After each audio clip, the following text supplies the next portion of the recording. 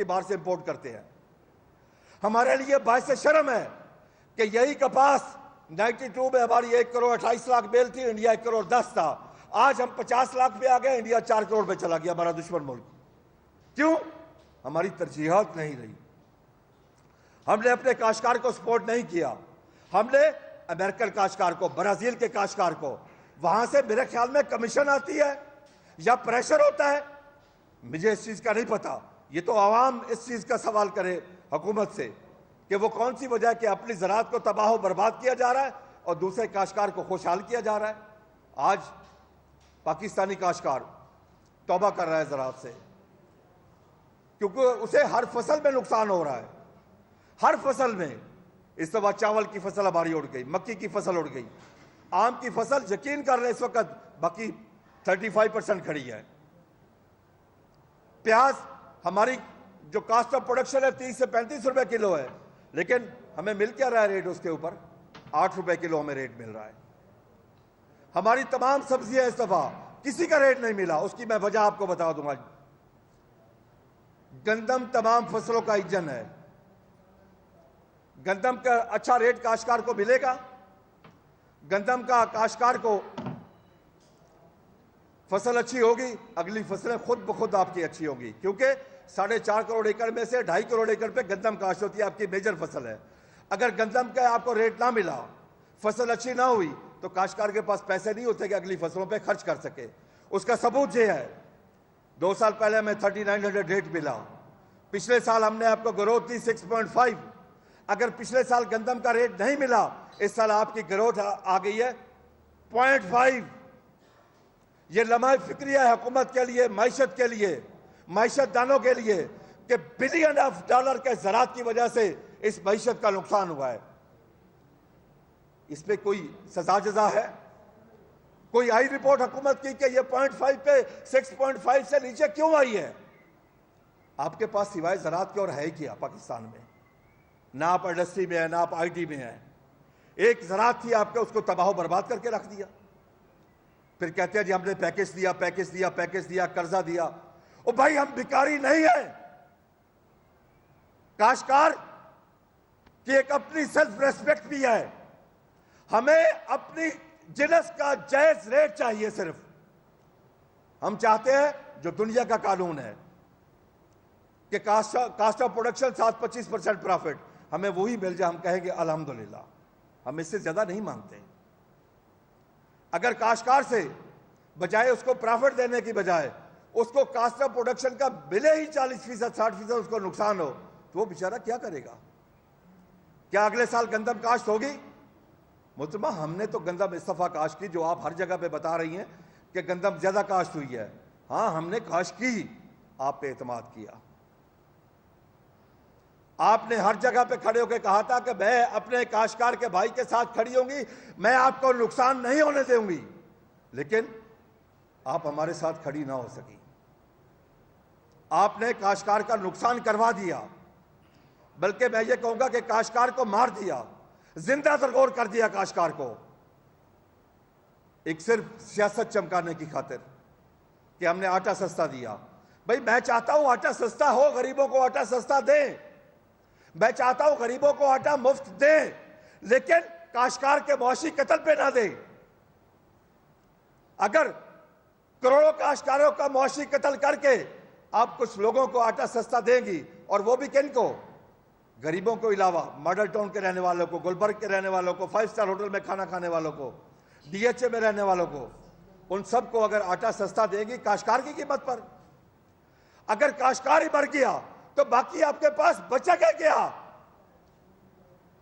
کہتے ہیں ہمارے پاس پیسے نہیں ہیں.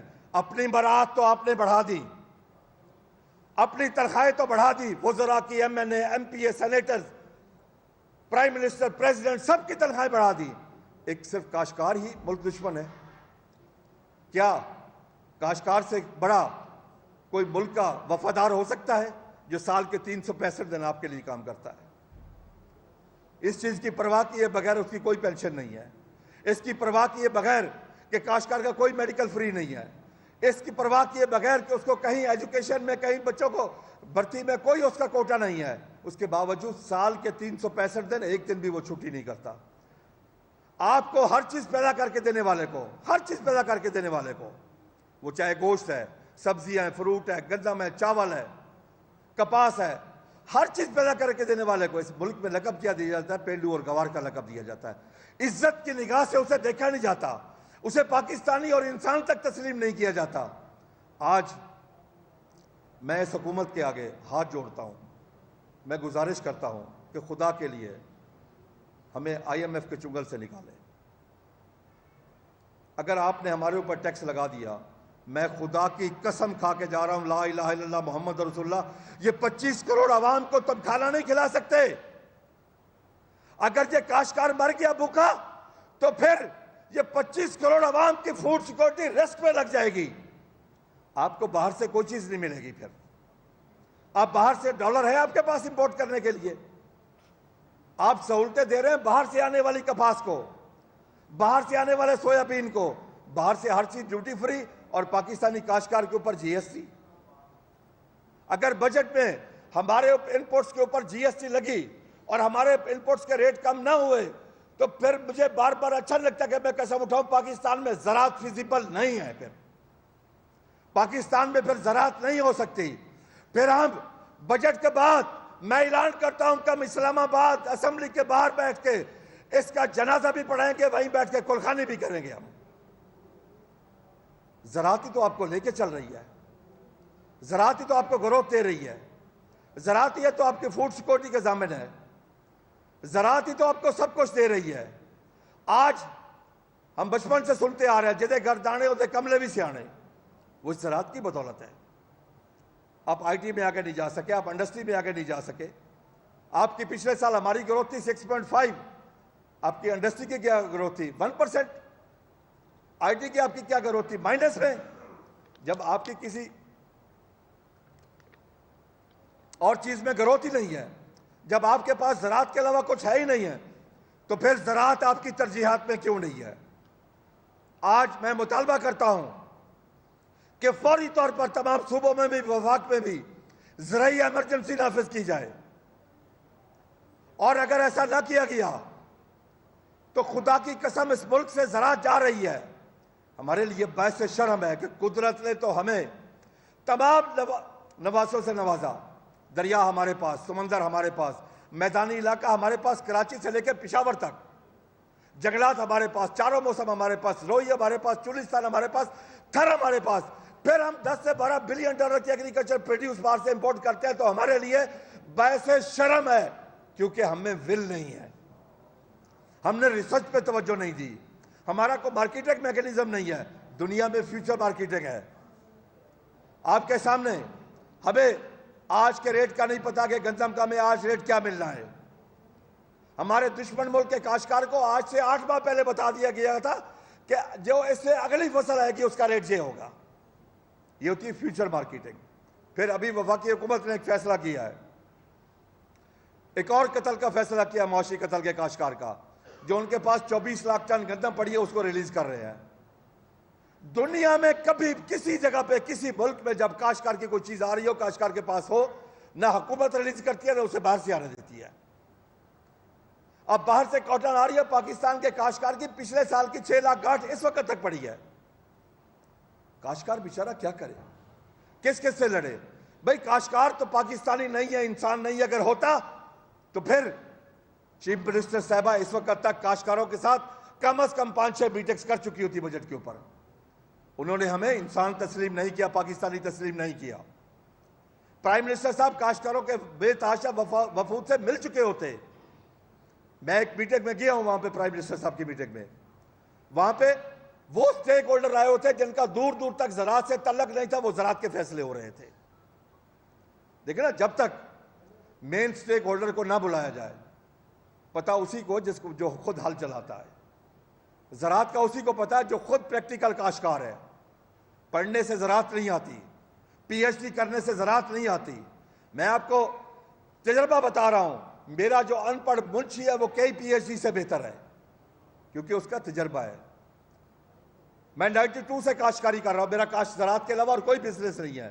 تو اس وقت ہم اپنے ٹھیکے ادا نہیں کر سکتے, ہم بجلی کے بل ادا نہیں کر سکتے. آپ یقین کہ ہم کس حد تک مجبور ہیں, میں اپنی مجبوریاں کیا بتاؤں کہ ہم اس لیسکو سے بجلی کا بل ٹھیک نہیں کروا سکتے. میری رات سی او لیسکو سے میٹنگ تھی, پہلے میں ایک دن پہلے سیکٹری پاور سے ملا ہوں, تو میں نے کہا جی بل ہمارے ٹھیک ہوئے ہیں, کہتے کب دیے تھے؟ میں کہا جی آپ کو یہ بل جو دیے گئے ہیں وہ 1000-2000 بل آج سے میں نے کہا 4 ماہ پہلے دیے ہیں, 4 ماہ ہو گئے لیکن ان کی کریکشن نہیں ہو سکی. اور اس میں یونٹ کتنے فالتو ہیں؟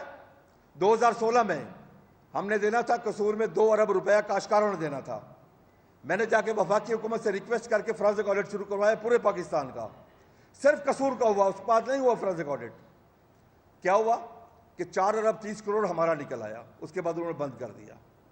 آج سے 8 ماہ پہلے ہم نے 500 بل لے کے اس کا خود فرانزک آڈٹ کر کے منسٹری کو دیا کہ اس کو چیک کر لے, اگر ہم نے غلط کیا ہے تو ہمیں کہہ دیں. وہاں سے ٹیم آئی, 8 دن ٹیم قصور میں رہی. سر 4.5 کروڑ یونٹ نکل آیا ان بلوں میں سے, 4.5 کروڑ یونٹ, کسی کے خلاف کارروائی نہیں ہوئی. کیا اس میں سارے حصے دار ہیں؟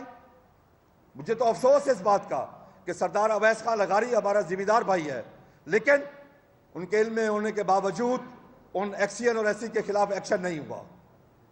اور ثابت ہونے کے باوجود ٹیم ان کی آئی تھی, میری ٹیم نہیں تھی, اسلام آباد سے ٹیم آئی تھی. آج زراعت کے بہت برے حالات ہو چکے ہیں, اور یہ بجٹ میں جو ہم سن رہے ہیں کہ آئی ایم ایف کے نشانے پہ آ گئی زراعت, کیونکہ دشمن جب دشمنی کرتا ہے تو صرف معیشت پہلے تباہ کرتا ہے. اس وقت پاکستان کی معیشت کو تباہ کیا جا رہا ہے. ہمارے اوپر بیٹھے ہوئے لوگوں کو اس بات کی سمجھ نہیں آ رہی. ہمارے فنانس منسٹر نے کو چاہیے تھا کہ جب وہ ڈائلاگ کر رہے تھے آئی ایم ایف سے, تو پاکستان سے کچھ پریکٹیکل کاشتکاروں کو بلاتے پوچھتے کہ کیا ہم یہ معاہدہ کریں یا نہ کریں, لیکن انہوں نے کاشتکار کو اہمیت نہیں دی. جو ملک کو چلا رہا ہے اس کو اہمیت نہیں دی. اگر وہ دیتے تو آج ہمیں یہ دن نہ دیکھنا پڑتا کہ ہم ہر چیز باہر سے امپورٹ کرتے. آج ہم کپاس باہر سے امپورٹ کر رہے ہیں, دالیں باہر سے امپورٹ کر رہے ہیں, ایڈیبل آئل ہم باہر سے امپورٹ کر رہے ہیں, گندم ہم باہر سے امپورٹ کرتے ہیں, غرضے کہ ہم تقریباً چائے ہم باہر سے امپورٹ کرتے ہیں, ہر چیز باہر سے امپورٹ کرتے ہیں. قدرت نے تو ہمیں تمام وسائل دیے تھے. برازیل نے چند سالوں میں کیوں ترقی کی ہے؟ اس کی ایک ہی وجہ ہے, انہوں نے بجٹ دیا 1.75 ایگریکلچر کی جی ڈی پی کا, اور وہ چند سالوں میں پوری دنیا میں چھا گیا ہے. ہم جہاں ریسرچ کی بات کرتے ہیں, میں ملتان کا رہنے والا ہوں, ملتان میں سینٹرل کاٹن ریسرچ انسٹیٹیوٹ کو پچھلے 2 سال سے تنخواہیں نہیں ملی. زراعت آگے کیا جائے؟ 2015 سے سیس کا پیسہ روکا ہے ایپٹما نے, زراعت آگے کیسے جائے؟ کاشتکار کو جب پتہ ہی نہ ہو کہ اس کو ریٹ کیا ملے گا, پوری دنیا فیوچر مارکیٹ دے گا, پوری دنیا میں سوائے پاکستان کے. پاکستان میں کاشتکار کو نہ سبزی کا ریٹ ملے, نہ گندم کا ریٹ ملے, نہ چاول کا ریٹ ملے, نہ مکئی کا ریٹ ملے, نہ اسے کپاس کا ریٹ ملے, پھر آ جائے کہ انپوٹس کا ریٹ زیادہ ہو. ہمارا جو پہلے بھی انپوٹس کا ریٹ ہے, میں کمپیریزن کرنا چاہتا ہوں اپنے ہمسایہ دشمن ملک سے. ہمارا آج بھی یوریا کا ریٹ 4500 روپے ہے. ہمارے دشمن ملک کے کاشتکار کو پاکستانی روپیز میں 1000 کے مل رہی ہے. ہمارا ڈی اے پی کا ریٹ 13000 روپیہ, ہمارے دشمن ملک کو 4000 روپے کی مل رہی ہے پاکستانی روپیز میں. وہاں بجلی ڈیلی 8 گھنٹے مفت ہے, بل ادا نہیں کا 40-50 روپے یونٹ ہے. اور یہ ظلم کیا بجلی کے ریٹ میں کہ آج سے 4 سال پہلے ہمارا ریٹ تھا 5 روپے 35 پیسے 1 یونٹ 1 ریٹ, اس کو اٹھا کے 50 روپے تک لے جایا گیا. کیا ہماری کسی چیز کا ریٹ بڑھا ہے؟ ہمارا تو گندم کا ریٹ اس کے بعد کم ہوا ہے, کپاس کا ریٹ کم ہوا ہے, ہمارے پروڈیوس کا ریٹ کم ہو رہے ہیں, ہماری کاسٹ آف پروڈکشن بڑھ رہی ہے, لیبر چارجز بڑھ رہے ہیں. ہم کریں تو کریں کیا؟ میں حکومت سے بالکل ہاتھ جوڑ کے گزارش کرتا ہوں, میں آرمی چیف سے گزارش کرتا ہوں کہ خدا کے لیے اس کو سیریس لیں. یہ ملک ہم سب کا ہے, ہم سب نے پاکستان میں رہنا ہے. یہ پاکستان ترقی کرے گا تو ہم ترقی کریں گے. اس وقت پوری دنیا میں نمبر 1 پہ فوڈ سیکورٹی ہے, بارڈر سیکورٹی نمبر 2 پہ ہے. اگر ہماری فوڈ سیکورٹی ہوگی تو آٹومیٹکلی بارڈر سیکورٹی بھی ہوگی. نیشنل سیکورٹی میں فوڈ سیکورٹی بھی ویسے ہی امپورٹنٹ ہے جیسے ہی ہماری بارڈر سیکورٹی ہے. تو اس لیے میں اپنے سب سے, پرائم منسٹر سے, چیف منسٹر صاحبہ سے, آرمی چیف سے, سب سے میں گزارش کرتا ہوں, وزیر خزانہ صاحب سے, ٹھیک ہے وہ ہمیں ہو سکتا ہے کہ پاکستانی انسان نہ سمجھتے ہوں, ہمارے پاس کہیں اور کی جناب شہریت نہیں ہے، ہم پاکستانی ہیں اور سچے محب وطن ہیں۔ خدا کے لیے سوچو اس ملک کے لیے۔ اگر آپ نے اس ملک کے لیے نہ سوچا تو آنے والے سالوں میں، جو 2 سال پہلے اگر جو لائنیں لگی تھی 3 کلومیٹر، 24 خواتین شہید ہوئی، پھر خدا نہ کرے میرے منہ میں خاک، یہ لائنیں کہیں 10 کلومیٹر تک نہ چلی جائیں۔ Thank you.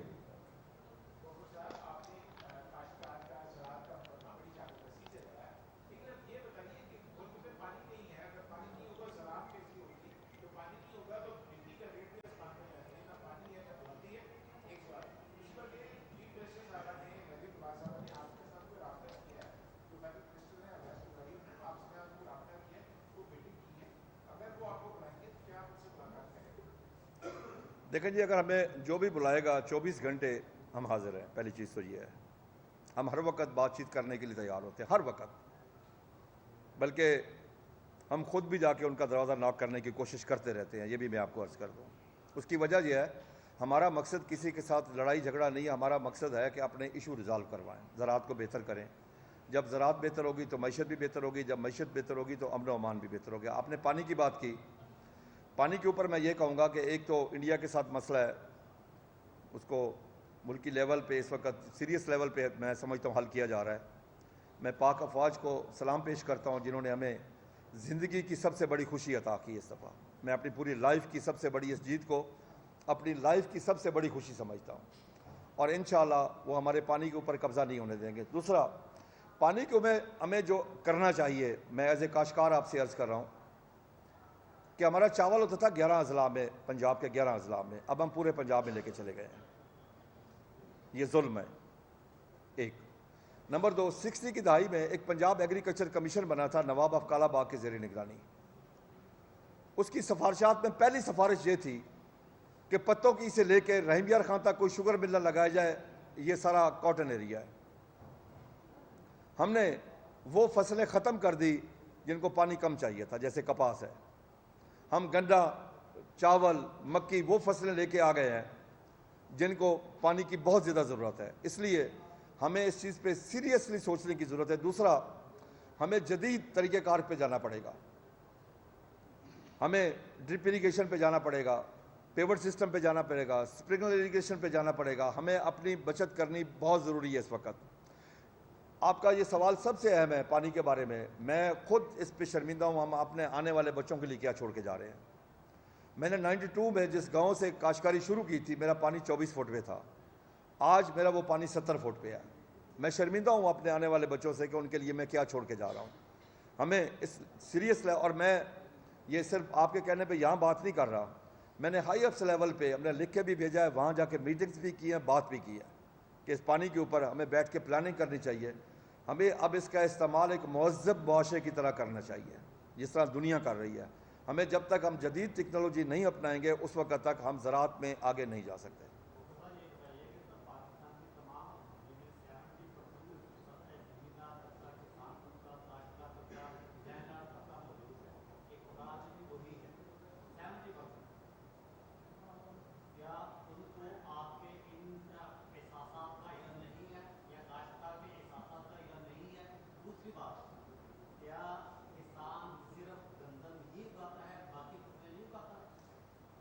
آپ نے بڑی خوبصورت بات کی جی۔ پہلی بات تو یہ ہے کہ انا للہ و انا راجعون کا ہماری جو پارٹیوں کے جتنے بھی منشور ہیں وہ پڑھ لیں، کیا یہ بات کر سکتے ہیں؟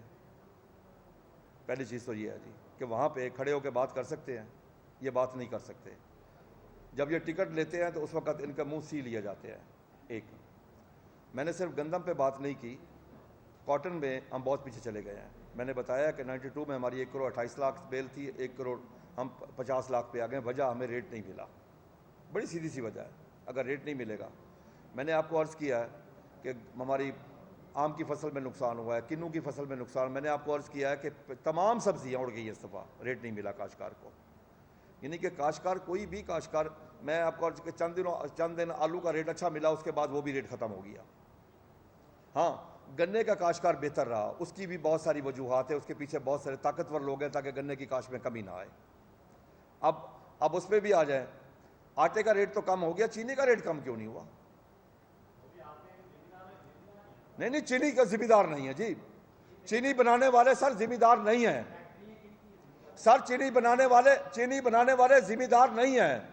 काश्तकार को गन्ने का वही रेट मिला है जो आज से 7-8 साल पहले था, यह भी मैं आपको अर्ज कर दूं। काश्तकार को फालतू रेट नहीं मिला, चीनी का रेट किया है। और चीनी का रेट ऊपर जाने से मैं आपको एक चीज और भी बता दूं, अगर ये 1 रुपए किलो रेट बढ़ाए चीनी का, 7.5 अरब का बोझ बनता है आप पर और मुझ पर, 1 रुपए किलो रेट बढ़ाने से। और तकरीबन इस वक्त तक 80 रुपए रेट बढ़ चुका है, आप खुद हिसाब लगा ले। और मैं तो ये कहूंगा जो गरीब आदमी है, जिसको शुगर का कोई डर नहीं है, कोई खौफ नहीं है, उसकी पूरे दिन की उस मजदूर की टोटल अयाशी ही 2 घूंट चाय के 2 चुस्की है उस मीठी चाय की, उससे वो भी छीन ली गई है। आटे का रेट तो कम हुआ, वहां तो हुकूमत ने कंट्रोल किया। हुकूमत आए ना चीनी के रेट पे कंट्रोल करे, घी के रेट पे कंट्रोल करे, चाय पत्ती के रेट पे कंट्रोल करे, बाकी चीजों पे कंट्रोल क्यों नहीं है? मैं आपको एक चीज बताता चलूं और भी, शहरियों को क्या फायदा हुआ जी। मैं प्रैक्टिकल बात बता रहा हूं। चंद दिन पहले मैं लाहौर में सुबह जा रहा था 6 बजे, मैं सादे हलवा पुड़ी पे चला गया। पिछले साल उसकी पुड़ी थी 50 रुपए की, आटा इससे महंगा था। आज 110 रुपए की थी, जब आटा गंदम का रेट आधा आ गया है। आम आदमी को तो फायदा ना हुआ। अगर हुकूमत एक तरफ कहती है हम कंट्रोल कर रहे हैं, वो कंट्रोल नहीं है।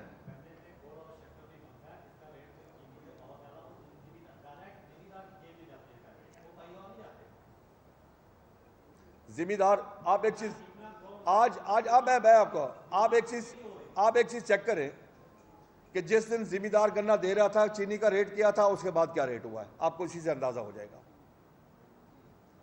सर इस पे मैंने पूरा काम किया, मैं शुगर केन का बड़ा ग्रोवर हूं, ये भी मैं आपको अर्ज कर दूं। मुझे एवरेज रेट जो मिला है, मुझे एवरेज रेट 425 रुपए मिला है, 425 रुपए। उस हिसाब से आप चीनी का रेट निकाल लें। करते क्या है कि जब एंड होता है उस दिन 500-550 रेट करके 1% का, और हुकूमत को बता दिया।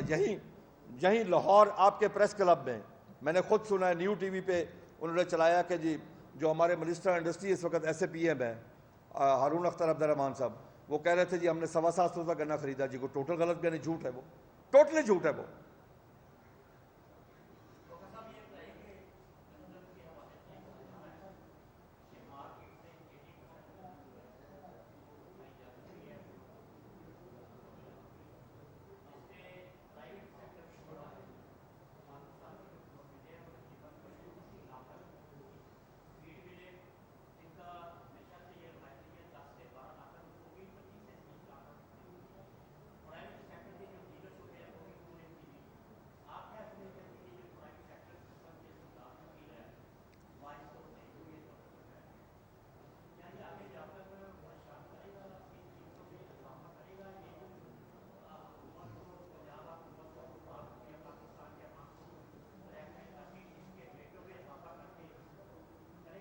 पहली बात तो ये है जी कि हमें सबक सीखना चाहिए कुरान मजीद से कि हुकूमत के लिए गंदम स्टॉक इसलिए करना ज़रूरी है। हज़रत यूसुफ अलैहिस्सलाम के वक्त को अल्लाह ने हुक्म दिया था ख्वाब में, यही वजह थी कि कल को गला कोई ब्लैक ना करे, कि हुकूमत के पास ज़ख़ीरा मौजूद हो ताकि आम आदमी ना लुटे। तो इसलिए जब हुकूमत के पास मौजूद नहीं होगी, फिर मिडल मैन की अपनी मर्जी है, फिर हुकूमत कुछ नहीं कर सकेगी। और अगर इंटरनेशनल रेट ऊपर चला गया, जिसके जाने के चांसेस हैं, फिर हुकूमत के कंट्रोल में कोई चीज़ नहीं रहेगी उस वक्त। बिल्कुल सर, हम तो एक ही रिक्वेस्ट कर रहे हैं ना कि हमें जो भी फसल हो उसकी कास्ट ऑफ प्रोडक्शन निकाले, 25% शार्ट प्रॉफिट दे, जो पूरी दुनिया देती है, पूरी दुनिया। हम सिर्फ अकेले पाकिस्तान के काश्तकार नहीं मांग रहे, पूरी दुनिया। हमारे पास तो कास्ट ऑफ प्रोडक्शन में भी लेवल प्लेइंग फील्ड नहीं है दुनिया के साथ। Thank you